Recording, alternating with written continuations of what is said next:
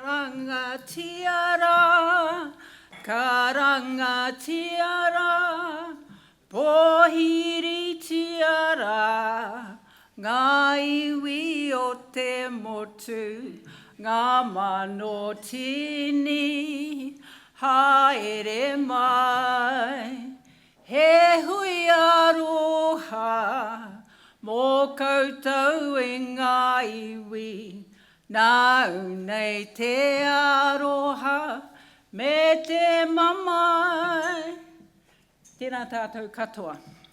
Ko Loris Pākahau, ko au tētahi o ngā kaimahi o te rūnanga o ngā kaimahi Māori o Aotearoa. Raurangatira mā, nau mai, whakatau mai. Me kariki a tātou.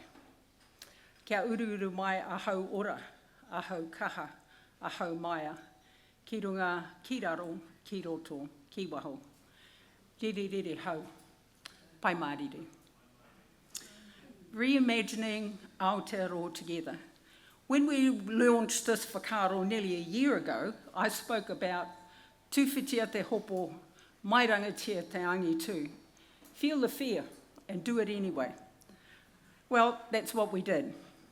We've spoken with hundreds of kaimahi across Aotearoa and reflected their whakaaro and whakapapa in the policy program that we are announcing today.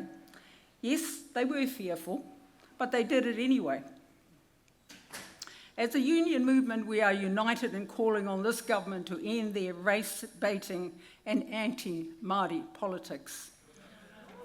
Te Ahu o Te Reo Māori was a program available to all kaiako in schools to improve their fluency level, but for some it was a means of increasing their confidence to use the language that they had. $30 million used to cover the maths resources that schools desperately needed, but the expense of Te Reo Māori. The objective of colonisation was to relegate the colonised peoples to subservience by inhibiting cultural cohesion and destroying their language.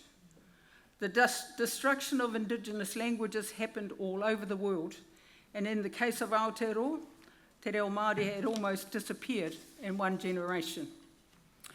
The latest is a popularity survey asking schools to decide whether to keep resource teachers of Māori who work in levels 1 and 2 kura and resource teachers of literacy whose client base in the main are Māori and Pacific students. The plan is to defund these 170 positions and use the resource elsewhere, like perhaps learning support. Yes, schools need funding for learning support, but not at the expense of Māori and Pacifica students and Te Reo Māori. The last year and a half under this government has been tough for workers, especially for kaimahi Māori, who are bearing the brunt of the government's assault. But we've also seen our people come together and inspire a movement for change. Tino rangatiratanga is Māori control over Māori lives with the purpose of improving the collective well-being of iwi, hapu and whānau. Absolute sovereignty, independence and autonomy. That's what our tūpuna signed for in 1840, and that's why we joined the hīkoi. This government should not underestimate us as a people. We have come too far to go back. Toi tū te tere. Right now, removing words like kura for schools and ingoa Māori for government departments is having the same intent as in the colonial days to destroy the value of Te Reo Māori, weaken obligations under Te Tiriti o Waitangi, and to portray Māori as privileged simply because we are Māori. On behalf of Te Rūranga o ngā kaimahi Māori o Aotearoa, I am proud to endorse this policy vision. It lays down a strong wero to the Crown to meet the obligations under Te Tiriti o Waitangi, including undertaking constitutional transformation and recognising our tino rangatiratanga as tangata whenua. Aotearoa Reimagined will make a real difference in the lives of kaimahi Māori and begin to turn around the persistent inequities our people face in the workplace, in institutions, and in the corridors of power. Tūwhitia te hopo, mai rangatia, te angitu. Feel the fear and do it anyway. Kia ora.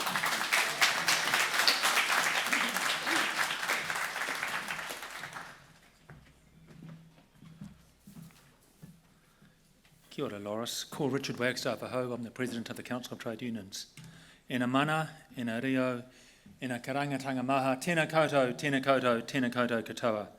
Welcome to all of you here and welcome to you streaming in at the watch parties around New Zealand. It's really great to see the response we've had to this exercise.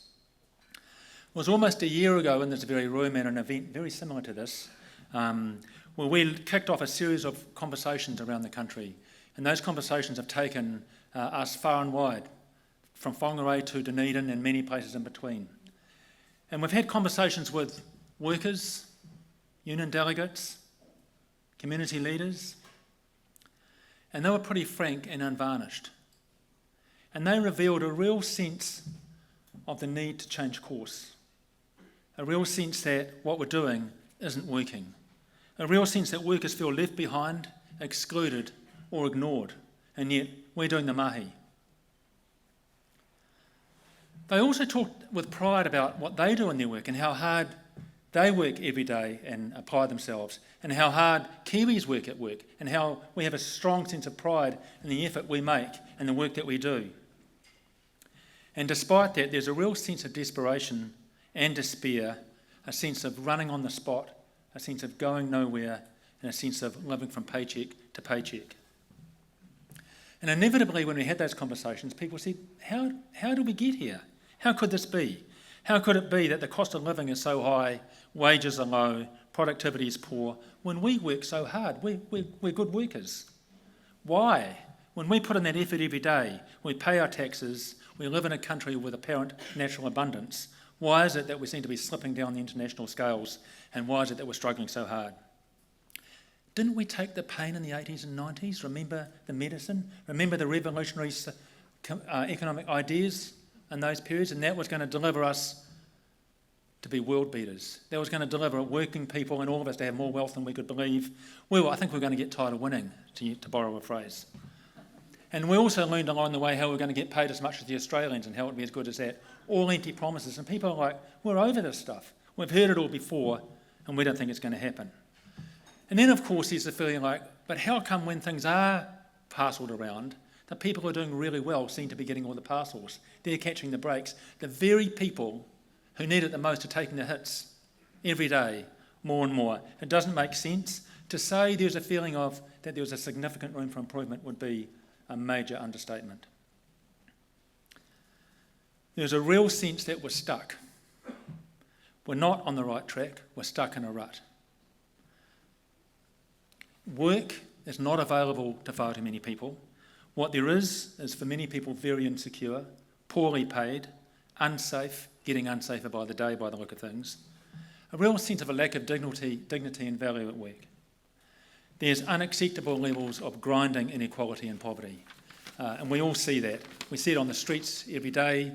We see it with kids with no shoes on their feet, no food in their bellies, people living in ramshackle housing. Again, this is unacceptable and happening and live, well away from the corridors of power.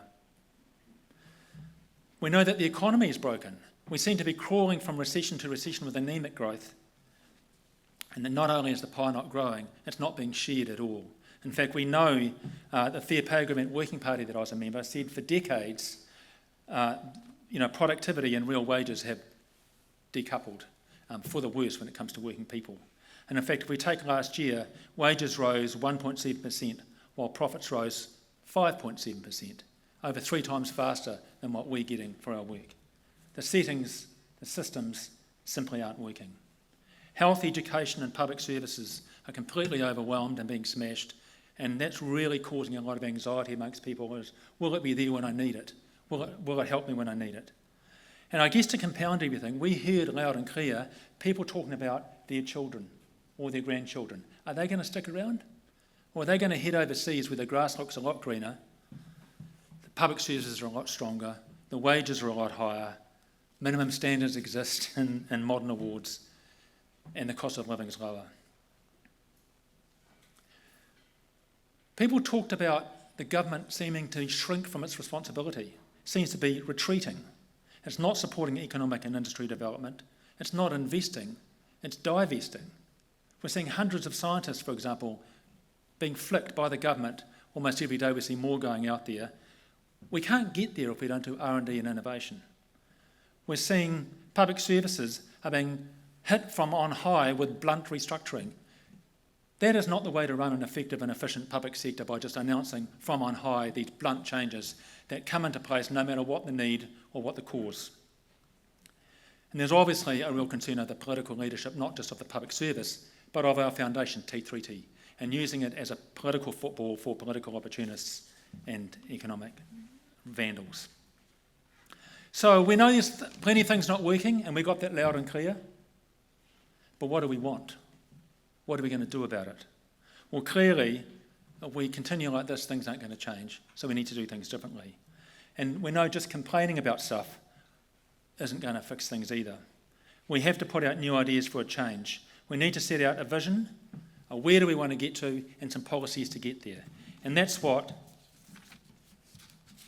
this is meant to be about, is all about.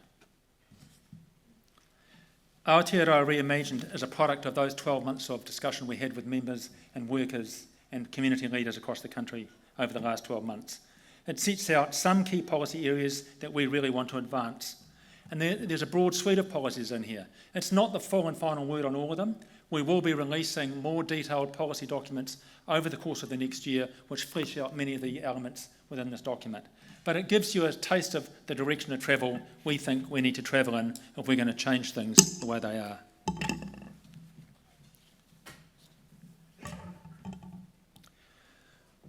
There are a number of things in there. I'm not going to cover them all because you can read them for yourselves. But one of the big things there is fixing the industrial relations system. And we'll be talking about that later this year at our conference. If we're going to have good work, properly paid work, safe work, productive work, we need to do some major changes. And I have to say, the amount of change we need to do to industrial relations seems to get bigger every day with every announcement from Brooke Van Velden and the trashing of the VET system, including today. We need to create a thriving economy that focuses on a worker-centred industrial policy and industry policy. We want to build and invest in physical and social infrastructure so that we have proper public transport, proper physical infrastructure we can depend on, a proper care economy that we can depend on.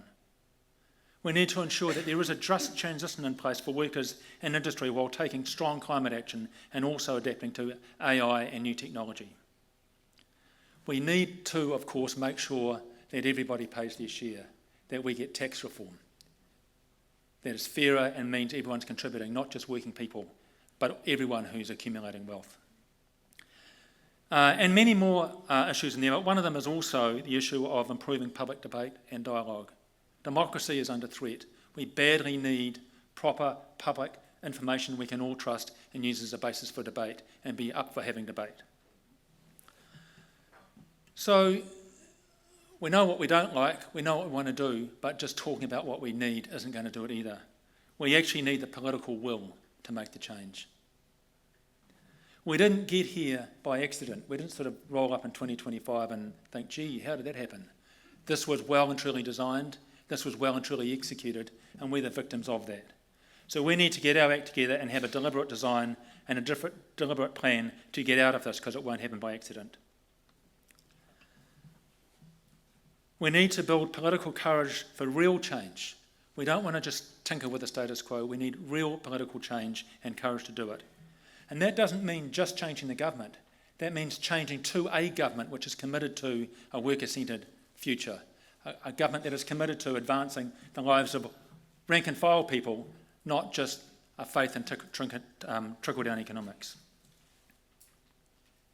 The trade union movement has always been ambitious for change and a better life for working people, and we've always known there's an alternative, even though those people running things have tried to talk us out of that idea.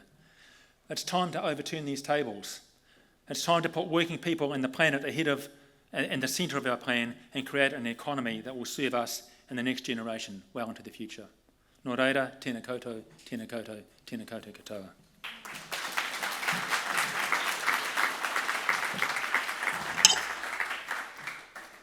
Now, it's my pleasure to introduce our next speaker. We've got a couple of delegates, and then we're going to have a panel. The next speaker is Fiona Mansell. Fiona's career in the Maritime Union of New Zealand started 14 years ago when Fiona signed up to become a member of the Inter-Island Ferries. Remember those? After several years as a cabin attendant, Fiona became a shipboard delegate on the Kairahui. Today, Fiona is working full-time as the Wellington Branch Secretary, representing the Seafarers Union and port workers. Welcome, Fiona. We look forward to hearing from you.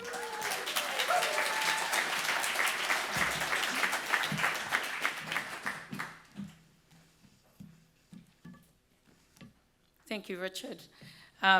You'll have to excuse the croaky voice. I spent the weekend out at the Sky Stadium doing laps around the concourse for Cancer Society. Put in a team, our first ever Men's Maritime Union team this year to celebrate and honour those that are still here, but also those that have gained the angel wings. So it was an amazing event. I think collectively we fundraised over $830,000 to go towards Cancer Society. So I'm very proud to have been part of that that relay and to contribute to such a worthy cause. As Richard said, my career is, in the Maritime Union started 14 years ago as a cabin attendant on the Inter-Island Ferries. I first shipped out on the Aotearoa, and my career started off with just a hiss and a roar, really, and I loved it from day one. And since then, I became a shipboard delegate in 2016, and then in 2021, I got elected unopposed as the Assistant Secretary for the Wellington branch.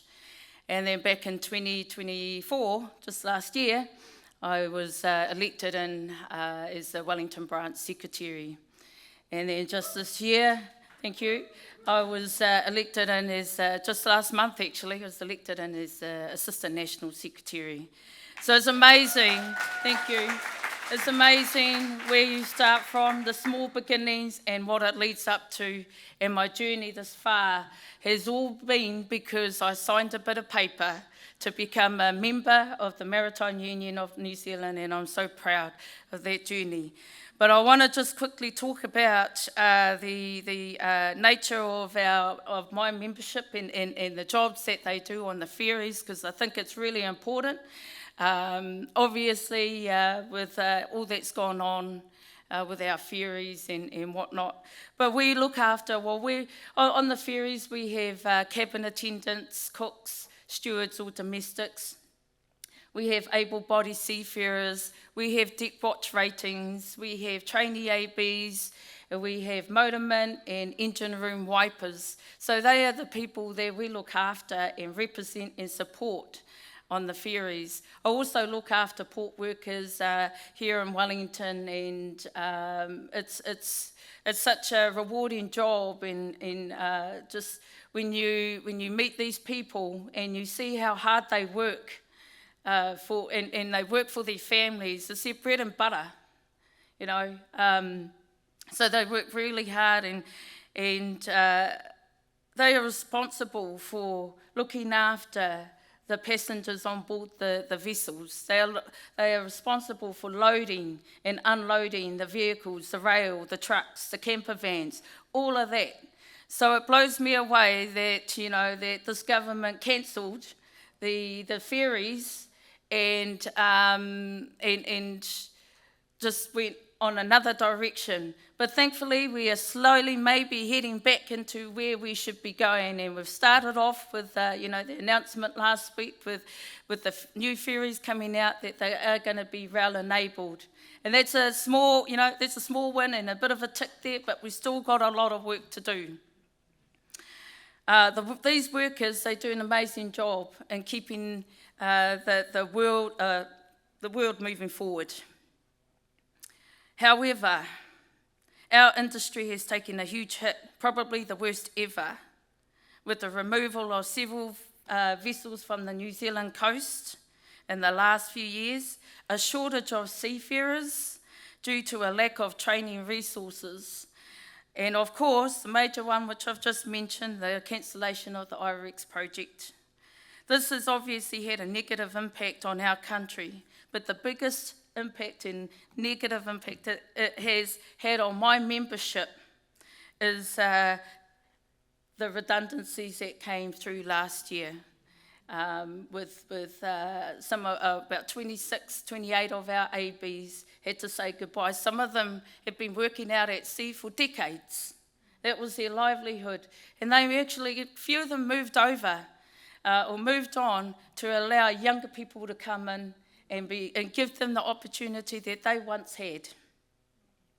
Some left and took redundancy because they thought that they might be able to find somewhere better and go overseas and work offshore and just find better jobs.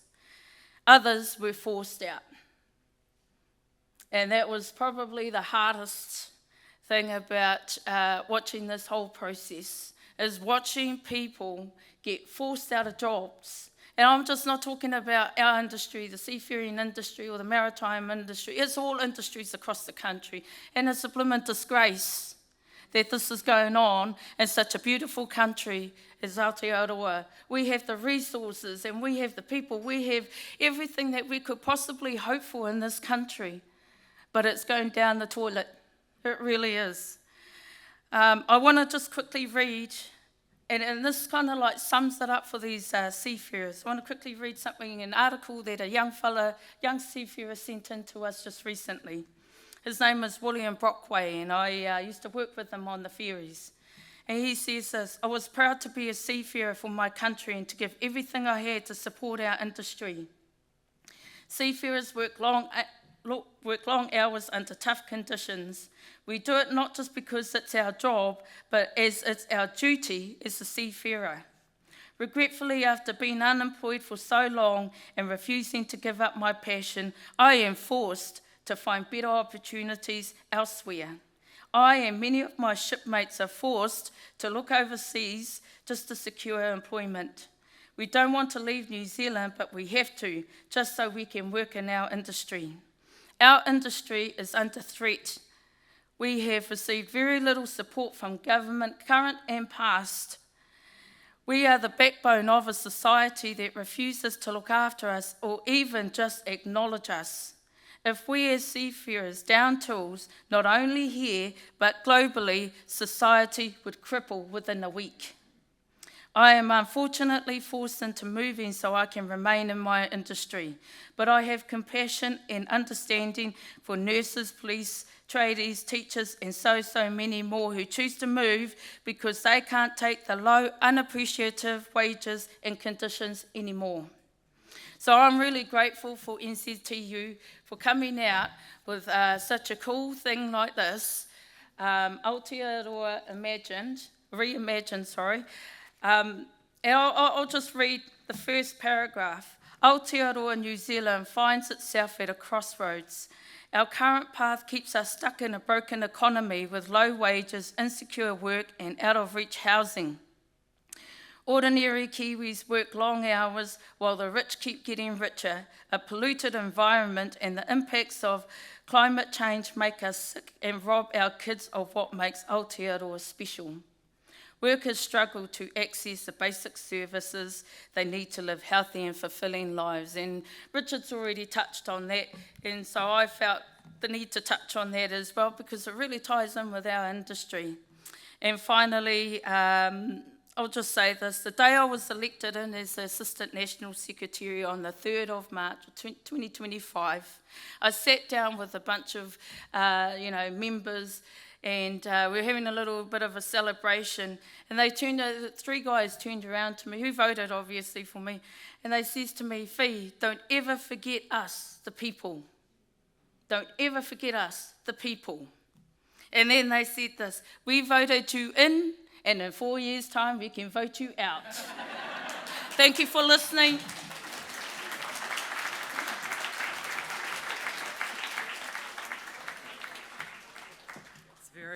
A very good reminder, Fiona. Thank you so much for your words and your stories. We really appreciate you sharing your kōrero on this issue. So, it is now my pleasure to introduce our next speaker, Hilary Gardner from the New Zealand Nurses Organisation. So Hilary's been a nurse since 2013, working at Wellington Hospital in a variety of wards and units. She's also been a union delegate since 2018 and is currently the convener for Wellington Hospital, a member of the Super 6 National Delegate Group, and sits on the Greater Wellington Regional Council for NZ&O and the District Organising Committee. Welcome.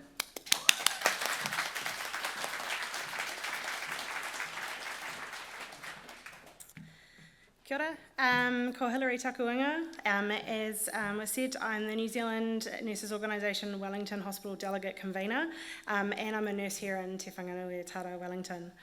Every day I work alongside a huge bunch of dedicated nurses and doctors, midwives, allied health professionals, healthcare assistants, and support staff who are doing their absolute best in a system that's chronically underfunded and stretched well past its limits.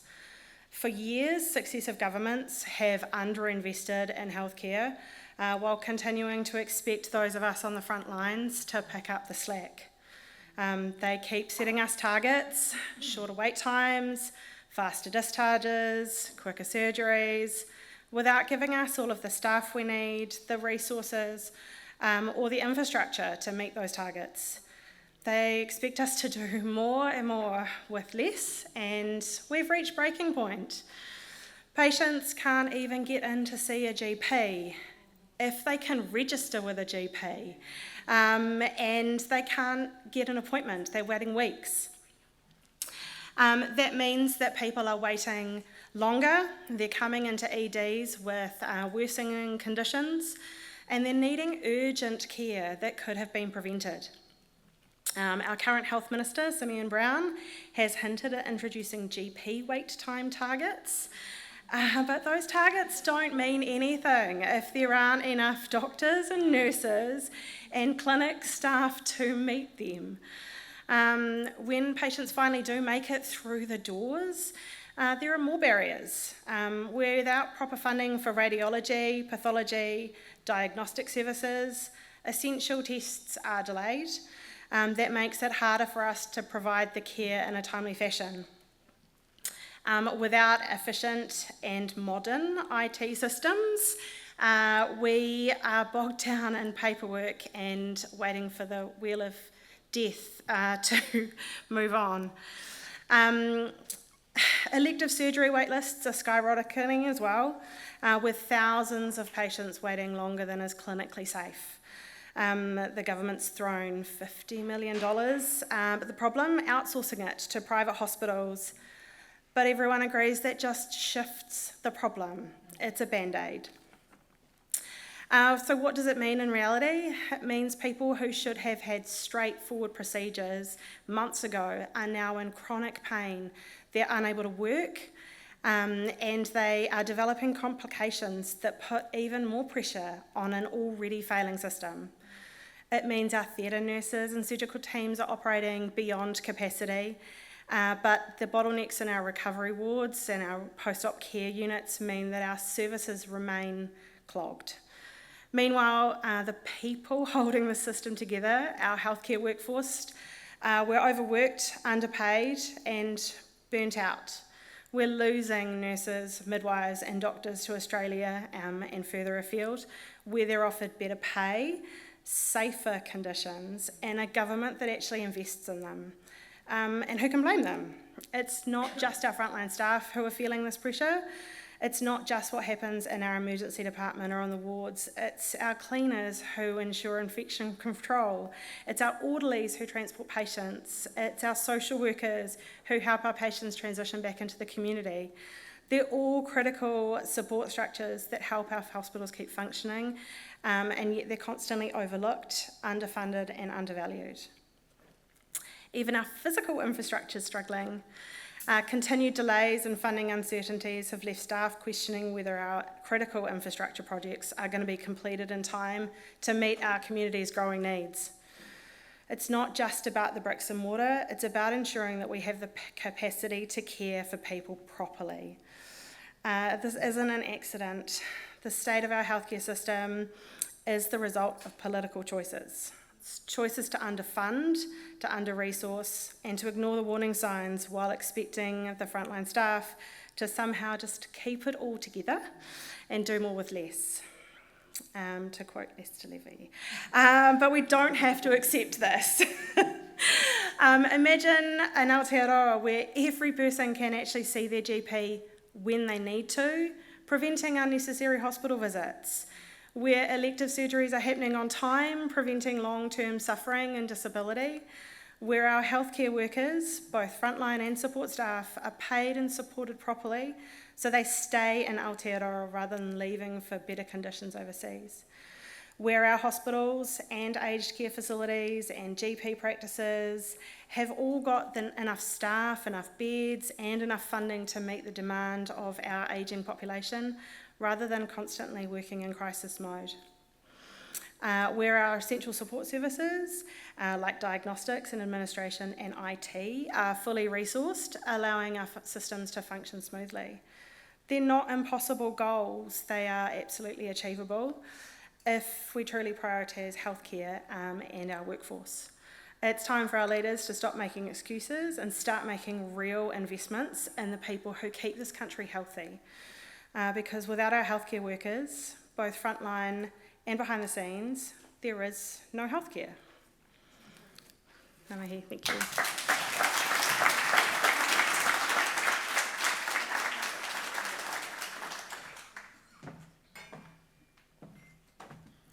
Thank you so much, Hilary, for those words and for all of your advocacy. I overheard a really upsetting conversation in my GP surgery one time where someone was turned away from asking to be put on the waiting list because they had closed it when it reached 300, which was shocking beyond belief, but not an only example, I'm sure. All right, we're going to have a panel now, so I'd like to ask our panellists to come up onto the stage, please. And whilst they're doing that, I'm going to introduce some of the wonderful speakers that we have. So come on up, everyone.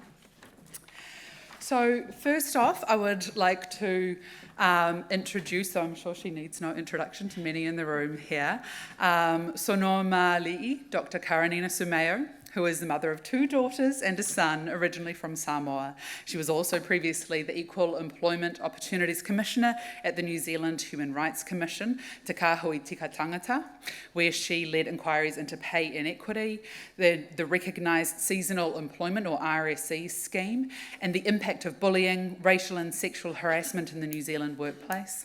Alongside unions, business and civil society voices, Karanina has advocated nationally and at the UN for pay equity and transparency, legislation against modern slavery and the ratification of ILO 190, the Convention on Violence and Harassment. Please welcome Dr. Karanina Sumeo.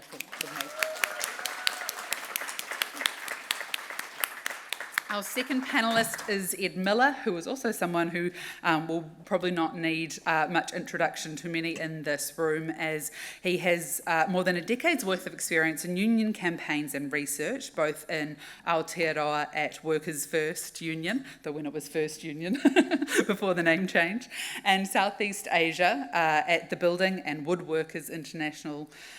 He currently undertakes corporate and tax research for unions around the world at the Centre for International Corporate Tax Accountability and Research. Please welcome Ed. Shamabel Ikab is the chief economist at Simplicity. He is also an author, media commentator, and a thought-leading public speaker. He graduated with honours in economics and is also a CFA charter holder. He's over 2 decades of experience as an economist with leading international banks and in consultancy. And he balances a portfolio of economics, consulting, public speaking, governance, and family duties. Welcome, Shamabel. And lastly, Lindy McIntyre is a Wellington-based unionist and community activist. She's been active in unions for over 40 years, since she was a newspaper compositor at the Printers Union member in the 1980s. She's been actively involved in New Zealand's living wage movement since it began in 2012. Lindy is the author of Power to Win, a recently published history of Aotearoa's living wage journey. Welcome, Lindy.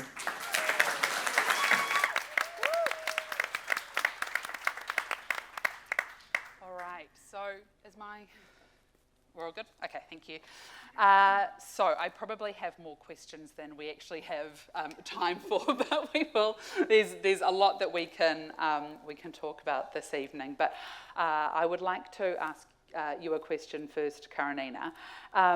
In your work over recent years, I'm really interested to know what you have seen, what you can share with us in terms of the kind of economic deprivation and inequality which exists in New Zealand now. Talo for everybody. Thank you for inviting me here, and also congratulations to the workers and the unions who've contributed to producing this amazing vision. And I reflect, the unions have been at the forefront of human rights advocacy in this country, and you're doing it again. And this is not just about workers, this is about everybody. And I'm really excited about how we're going to get everybody on board. The deprivation is real. I was on a plane down from someone in Auckland who works with government departments, to fix their phones and laptops, and they said they do some voluntary work, and they heard one of the local schools where you've got kids who are going to school with shopping bags as their school bags. So they went and provided as many computer laptop bags to these kids who were just so over the moon about having a bag. And she said, we just take these things for granted. Everyone has a school bag. That's the reality.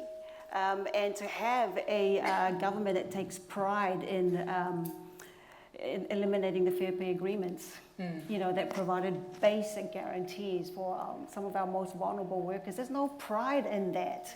So I agree with this thing about democracy is under challenge. It does worry me.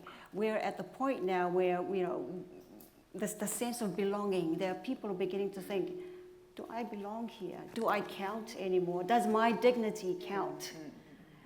Because they feel invisible. So that's just some of the snaps of what I'm seeing at a system level. Yeah, thank you so much. Thank you. That's horrible to think about, but I appreciate you sharing that. Ed, I'd like to ask you a question about New Zealand's infrastructure and what the state of New Zealand's infrastructure is currently, in your opinion, but also specifically how you see that impacting the economy, and even more specifically how you see that impacting working New Zealanders. Kia ora, yeah, thank you. Look, it's a really complex question, and I think we tend to try and answer complex questions with numbers because they seem objective. There's a lot of numbers that fly around the infrastructure discussion. The Infrastructure Commission said we had a current deficit of $104 billion with another $106 billion in the next 30 years. During the Three Waters debate, we said somewhere between 120 and 185 billion. ASB said $1 trillion last year. These are really big numbers, and they don't really help us understand what the problem is. And I think if we focus on the numbers, then the imperative on people like me who play with numbers is to try and hack the numbers. Right? If we just build 5 mega projects at $30 billion each, and they're all public-private partnerships, so they're the most expensive way of delivering these projects, deficit done. It doesn't actually help the people that are in material poverty and material deprivation in this country. I really liked in Reimagining, there was a passage that talked about, we know the cost of building infrastructure, but we don't know the cost of not building infrastructure, or something to that effect. I think we really saw that in the electricity sector last year, when all of a sudden wholesale electricity prices skyrocketed. We saw manufacturers across the country, particularly in regional parts of New Zealand, go out of business, and people going onto the dole queue in a way that we hadn't seen before in a number of years.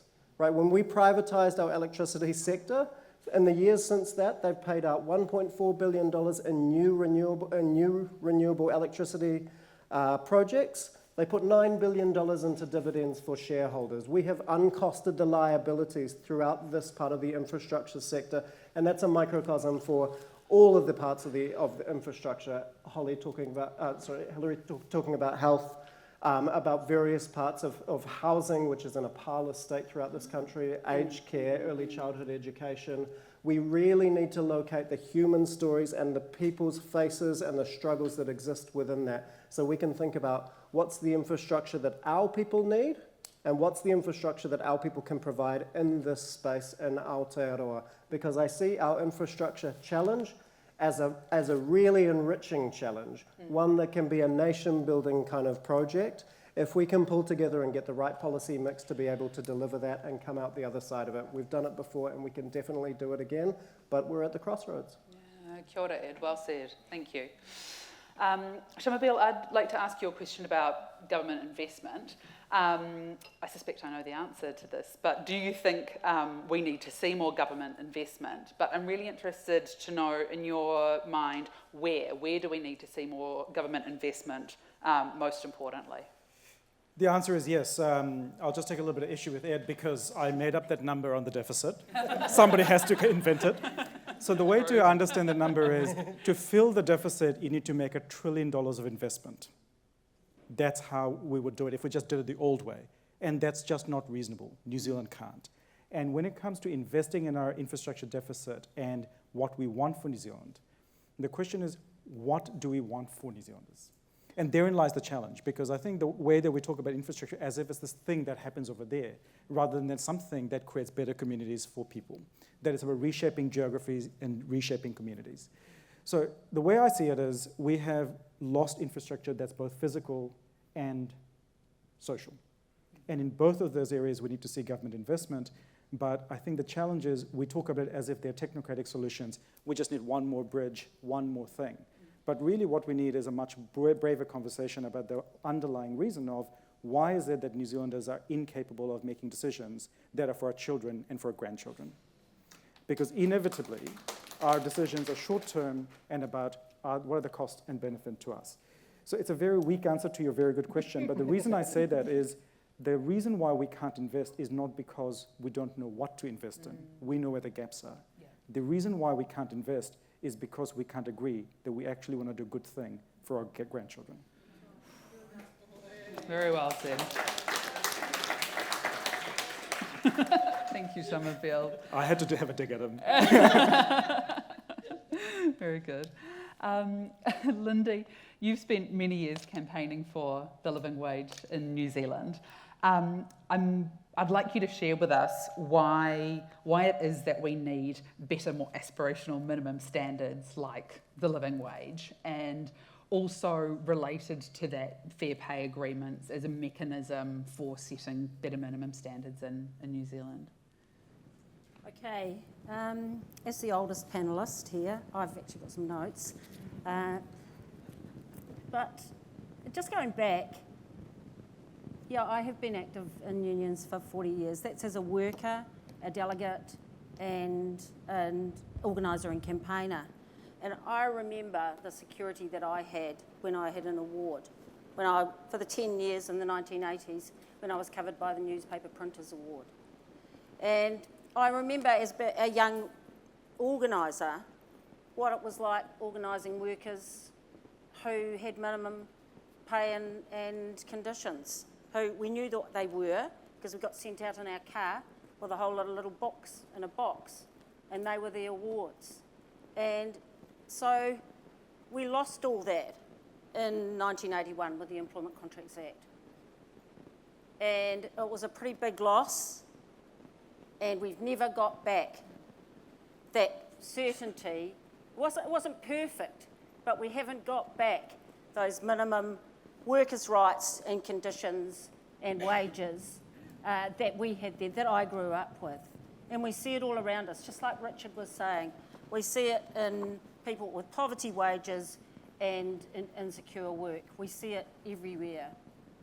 So we have to get back. And we need minimum standards, and we need what's in this book. We need lots and lots of things. But two things I just want to focus on, and one is we have to get back fair pay agreements. And we don't want to get them back at the end of a term. We have to get them back at the beginning of a term so they can be bedded in and so that they can deliver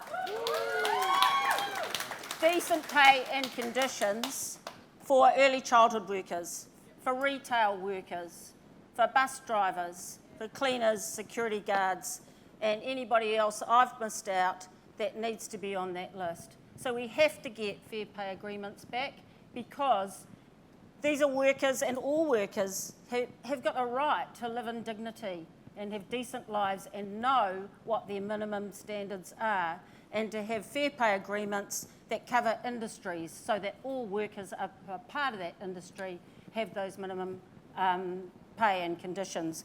And I just had a couple of, I wanted to share with people what one of the workers, Rosie Nakopu, said when fair pay agreements, when her fair pay agreement that she'd worked on for so long was ripped away from her.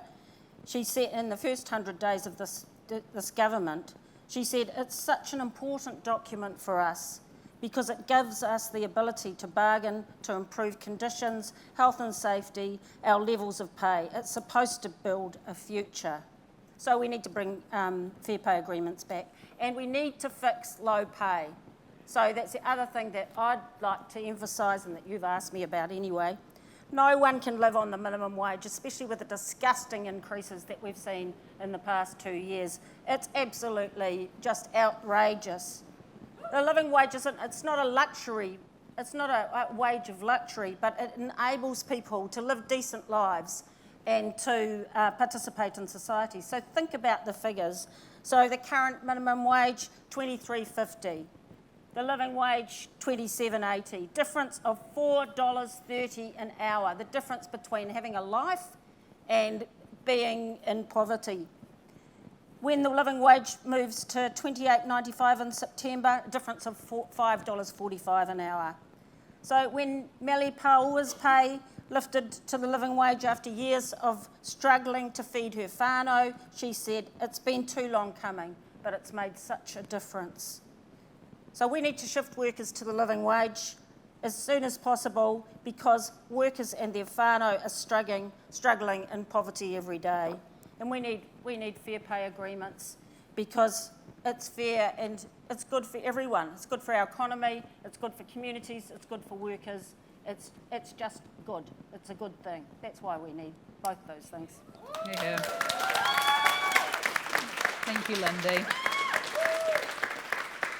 Thank you, Lindy. Karanina, picking up on something that Lindy said, how can you see some of the ideas in this document supporting New Zealanders to have lives of dignity?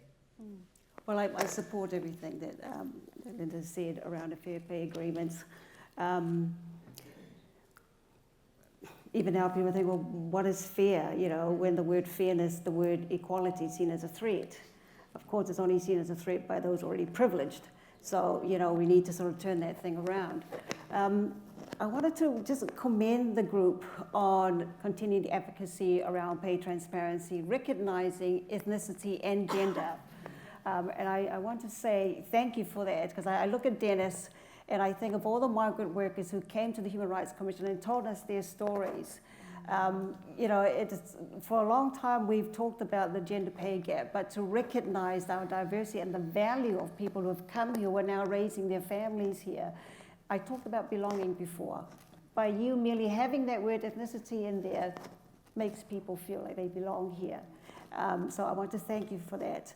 The other thing I want to comment specifically around is around income insurance. I mean, so many people are fearing the loss of jobs and what that means for their families. I think it'll be a good thing for the government to revive that idea, looking and learning from overseas. We're looking at really tough economic times. Who knows what's going to happen globally? But I think that's really, really important to bring in. And lastly, I want to talk about, I want to commend the reference to a safer workplace. As we've said before, we've lobbied for ratification of ILO 190. You know, the prevalence of sexual harassment, racial harassment, and bullying in our workplaces is horrible, and it matters. With all due respect to people who care about the cones, we need to kind of sift something else up the list. Our basic humanity and our basic rights. Yeah. So I'll leave it there. Thank you, Carolina. Yeah, the point that we haven't ratified a convention that we worked so hard on around violence and harassment in the workplace, but yeah. Yes. But road cones, though. So, thank you. Thanks, Carolina. Ed, what policies in Aotearoa Reimagined can you see making the most difference for those infrastructure challenges that you were discussing before? Yeah, thank you. For me, the single most important policy, not just on infrastructure, but in this document altogether, is the commitment to full employment. Right now, unemployment is about as high as it's been in decades on the numbers, about 160,000 people. And there's no real kind of expressive change coming down the pipeline that we can see. Unemployment is incredibly socially corrosive, both at the individual level, at the community level. It is many, many times worse, and there's lots of research backing this, than inflation on the individual level. And on the flip side, low unemployment or full employment is a great problem to have if you need to start providing decent public services and need to find a way to try and fill the infrastructure deficit. It's a great problem to have, and it's a really great problem to put all the wonderful minds that we have here in our capital city that would otherwise be working in the public service into trying to channel those creative energies into doing good. I think I would love to see a full employment economy and challenge the trade union movement. That's the objective here. The next one that I thought was fantastic is raising the level of taxation up to 35% within the next couple of years. Particularly love that we're targeting the banks. I'd love to see the banking levy kind of be ring-fenced towards infrastructure spending or the creation of that new national agency for infrastructure delivery. And I'd like to see that coupled with a bit of relaxation around public debt rules as well. I think we could let those debt levels rise a little bit. If you ask the people that rate our government debt that we issue, they would say there's significant headroom for us to borrow right now. We're about as low as anywhere in the OECD. So there's lots more to be done there. A public transport system that is affordable and accessible for all people. Professor Collins, rest in peace. I'm a strong supporter of the fares-free movement.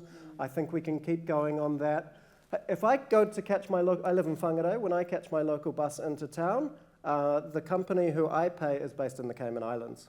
That company should be based here in New Zealand, and the next time we tender that contract, it should be provided for by a public provider. We can do this. It's not particularly hard to operate the bus system. We can do it.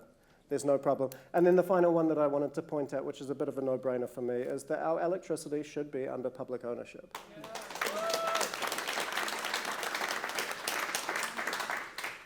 Thanks, Ed. I'm wondering if there's specific expertise that the Cayman Islands have around public transport. Yeah.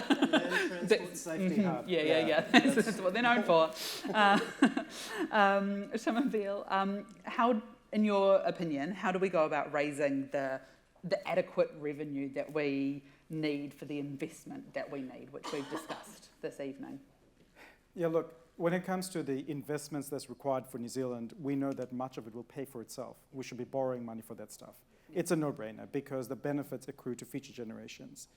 The challenge, I think, is we conflate the conversation with debt for investments with taxes for the repayment of the interest. And the conversations around tax in New Zealand are toxic because it's always about, I don't want to pay tax because it's going to go to those people who don't deserve it.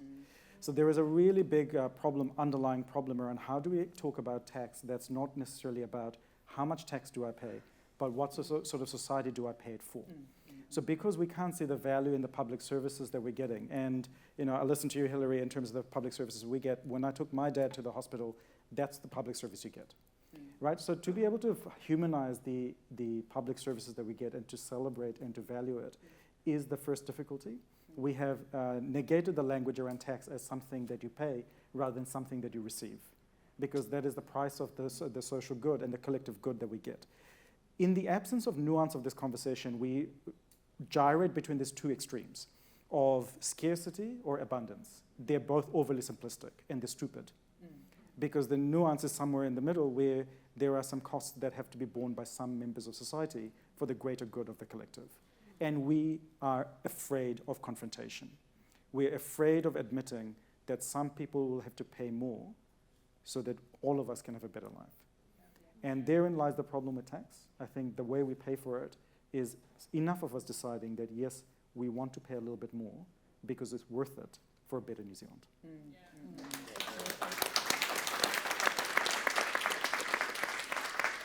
Wise words. Lindy, we've talked about some really big ideas tonight in terms of the aspirations that Aotearoa Reimagined sets out for New Zealand, but obviously they don't just happen. You've spent a long time campaigning for positive change in New Zealand, and I'm wondering if you can leave us with some wise words about how we go about getting the changes that we need to see. Well, thank you. We've had a glimpse of the vision, so of reimagining Aotearoa. So now we've got to reimagine how we campaign.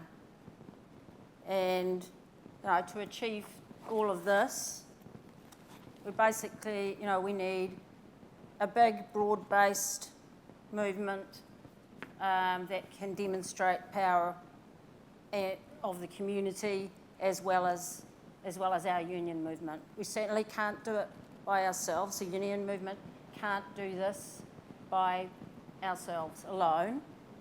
And it's good to see some people from the broader community here tonight. That's great, but we have to do much better. We have to be much, much more outward looking, because unions don't have a monopoly over caring about poverty and inequality, and there's a whole lot of people that actually think all this stuff as well, that want to be shoulder to shoulder with us in this. So I did jot down a couple of ideas, 5, and that's not many. We were told we'd have 3 minutes.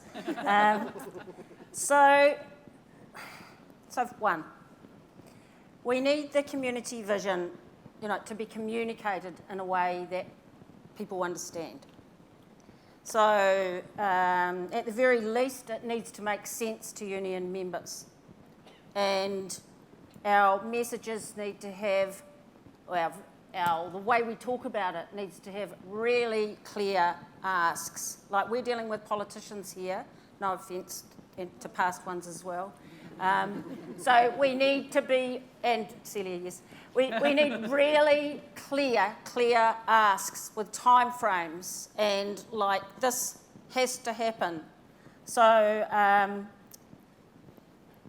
these are the things that need to change, and these are the solutions. And it's in here, and there's more to come. So we need powerful worker stories, number 2. We've seen tonight, what's the highlight of tonight's evening? Fiona and Hilary, and I'm putting you in the category of a worker, because you are, and you shared with us your working life, Fiona, and that's what moves people. That's what we need. So as unions, we need to give our members support. We need to trust them. We need to train them. We need to get them up there and do the thing that wins campaigns, which is workers sharing stories. That's what is powerful, and that's what makes sense. We need to be able to mobilise workers and their whānaus and communities and all our allies to clearly demonstrate widespread support. This is stuff that all New Zealanders who believe in fairness, who believe in equality, who want a better Aotearoa, actually will support. And so we need to be able to actually demonstrate that there is that widespread support, both at the national level, but also at the grassroots, in electorate offices, in towns, in the provinces, so all around Aotearoa. So number 4, we need campaign actions that demonstrate the strength and depth of our people power. We need to have that people power and know that we've got it and feel confident that we've got that people power. But we need fabulous events, that are fun and great and have music and and that represent the diversity of the community. And so people will really want to come. And lastly, we need to challenge all political parties. You know, we have to put the heat on who we see as right-wing, whether that's who we want to be in power or not. We've got to challenge the lot of them and push, push, push. You know, not only those who we see as our allies. We need, because this will work for us in terms of winning winning our campaigns, of winning the ends that we need for a fairer and reimagined Aotearoa. So we need to empower union members to put the heat on their politicians. They need to be trained. Our members need to be ready, equipped, well-equipped, encouraged to bring their whānau and communities with them and get into those offices of those local politicians and put the heat on them and tell them that actually I'm not just voting for change's sake. I'm voting for people who are going to sign up to this stuff and who are going to actually make sure it happens and make sure it happens in the time frame that we need it to happen. So we've got about 18 months, a bit more than that, maybe 19, until the next elections. And the clock's well and truly ticking. So good on the CTU for bringing this in front of us tonight and for putting all of this together and doing the work. So thank you. But now it's time to get out there and mobilise, do the policy work. Someone needs to do that. But actually what we also need to do is to actually, get our members ready to stand up and fight for all these things that my fabulous panellists have talked about tonight, and for minimum standards and for decent wages that workers can live in dignity and have the sort of lives that they deserve. So there's just a couple of ideas. That's not the lot.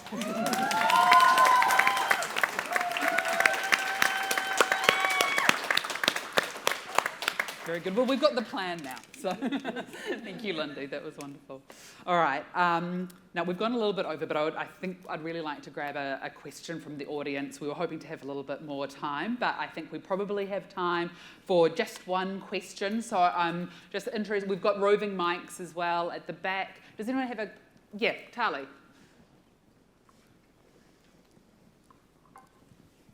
Hello. Hi. Kia ora koutou. Ko Tali Williams, Toka Wingoa, NZNO.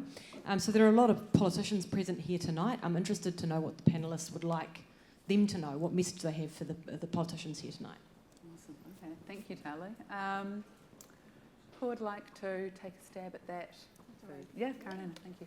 Oh, it's a simple request.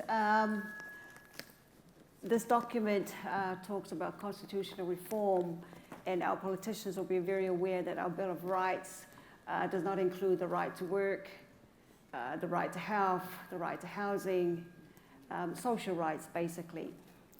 And my understanding is that every piece of legislation must have a view of the Bill of Rights to make sure that it doesn't contravene it.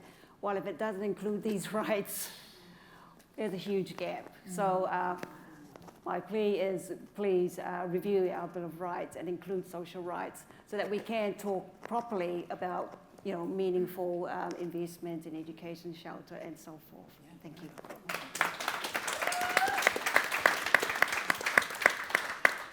Would anyone else like to answer that question as well? I'll just say, look, you said 19 months? 18 months, 19 months? We really need to hear you roaring for the next couple of months, because I think there's pretty unanimous agreement that it's time to change the government.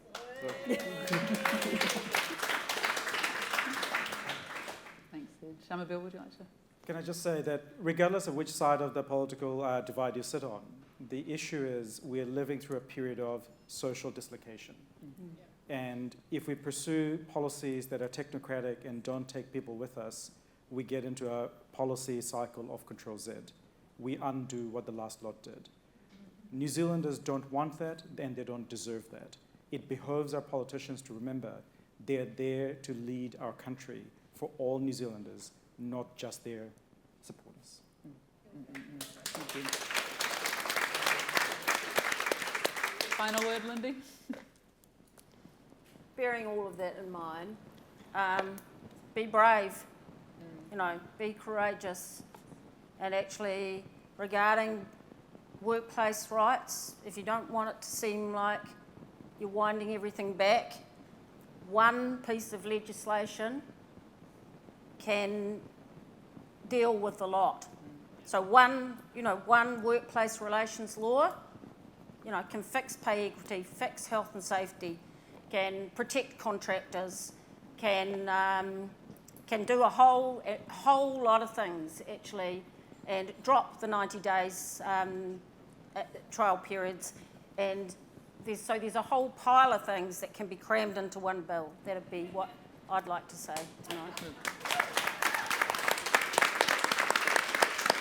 That sounds like a great idea for the first 100 days, I reckon.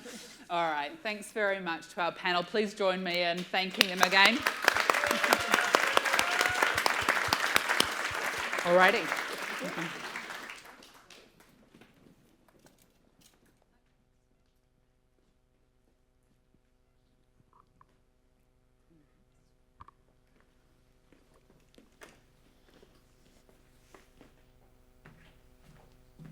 Thank you, Melissa. Thank you, panel members. That was great. And we're almost there. I just wanted to, before I hand over to Loris to close the meeting, I just wanted to remind you that there's a pledge card in there, and you're not getting out of here alive without signing it. No. Can you please have a look at that and sign it and stay with us? I think we heard from that panel, this isn't going to happen by accident or by magic or by wishing it. It's going to happen because we're going to do the work to get change in this country. It won't happen otherwise. So please stay with us. Please join with us in socialising this and embedding this and making this the direction that New Zealand turns to, instead of sticking with the status quo. Thank you very much for coming, and we look forward to seeing you along the way as we make things different here. I'll just ask Loris to close, please. Thank you.